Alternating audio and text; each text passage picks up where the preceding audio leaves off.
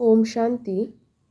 আজকের আলোচনার বিষয়বস্তু হল পরমপিতা পরমাত্মা শিব ও ব্রহ্মা বাবার দিব্য কৃপার সত্য অনুভবী এক ঘটনা। আমরা সকল আত্মারা সকলেই কোনো না কোনো উপায়ে কোনো না কোনো ভাবেই ভগবানকে নিজের মনের ইচ্ছার কথা বা সমস্যার কথা বলে থাকি। কেউ পূজা করে ভগবানকে জানায়, কেউ বা প্রার্থনা করে মুখে বলে বা মনে মনে বলে নিজের মনের কথা জানায়। ঠিক তেমনি আমিও শিব বাবা ব্রহ্মা বাবাকে একত্রে একটি পত্র লিখনের দ্বারা অর্থাৎ চিঠি বা লেটার দ্বারা আমার মনের কথা জানিয়েছিলাম। আমার কাজের জায়গায় একটা সমস্যা হয়েছিল, প্রায় কাজটা না থাকার মতো, তাও তাতে পুরো ব্যাপারটা আমি সম্পূর্ণরূপে বাবাকে জানিয়েছিলাম এবং সেই কাজে নিজের ও বিপরীত পক্ষের উভয়েরই কিছু ভুল ত্রুটি বা ভালো মন্দ যা কিছুই ছিল সবটাই একদম নিজের মতো করে বাবাকে বলেছিলাম ও জানিয়েছিলাম।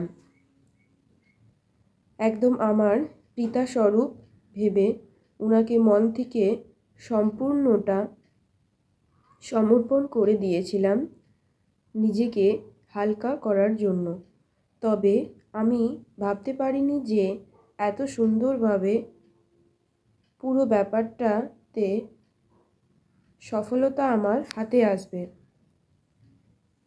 এটা সম্পূর্ণরূপে শিব বাবা ও ব্রহ্মা বাবার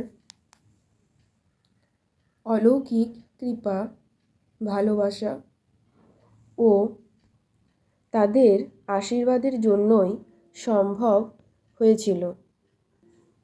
এই পৃথিবীলোকে ভূলোকে যেমন আমাদের লৌকিক পিতা আমাদের সন্তানদের যত্ন করেন, স্নেহ করেন, আমাদের পালন করেন, ঠিক তেমনি আমাদের সকল আত্মার ওয়ান অ্যান্ড অনলি আমাদের সকল আত্মার পিতা পরমপিতা পরমাত্মা শিব আমাদের আত্মাদের অলৌকিক পিতা। তিনি সর্বক্ষণ সর্বসময় অলৌকিক রূপে বা লৌকিক রূপে যে রূপেই যেভাবেই আমরা তাকে চাইব, তিনি সর্বক্ষণ আমাদের সাথেই আছেন, আমাদের পাশেই আছেন। কিন্তু আমরা যদি আত্মারা সকল বাচ্চারা ওনাকে মন থেকে সব কিছু সমর্পণ না করি, না বলি, উনি আমাদের সাহায্য করতে পারেন না বা আমাদের কাজে উনি হস্তক্ষেপ করতে পারেন না।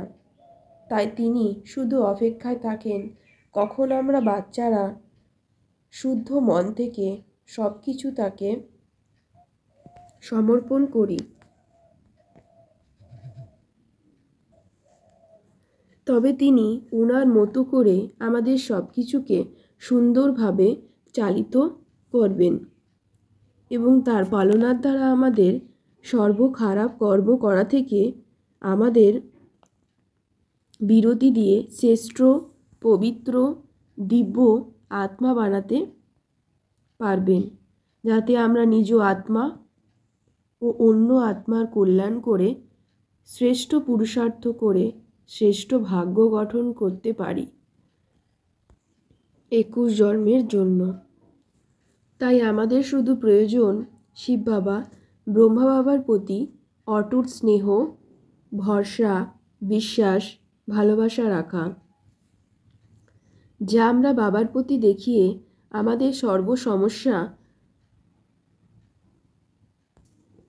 থেকে মুক্ত হতে পারি ও নিজেকে সর্বদিক থেকে সৎ রেখে বাবার কাছে সমর্পণ করে দিয়ে সর্ব দুঃখ কষ্ট থেকে মুক্ত হতে পারি।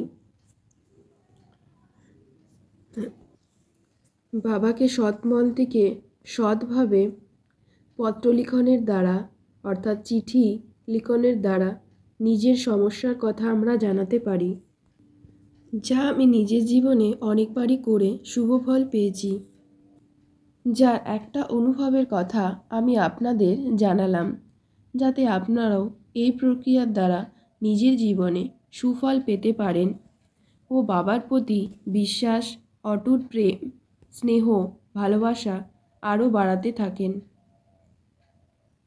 ও আমরা শিব বাবার সাথে, ব্রহ্মা বাবার সাথে আরও নিত্য জ্ঞানযোগের দ্বারা, রাজযোগের দ্বারা নিজ আত্মাকে জুড়তে পারি ও নিজ আত্মার কল্যাণ করতে পারি ও সর্ববাধা বিঘ্নকে কাটিয়ে সর্বসুখে সদাই ভাসমান যেন থাকতে পারি।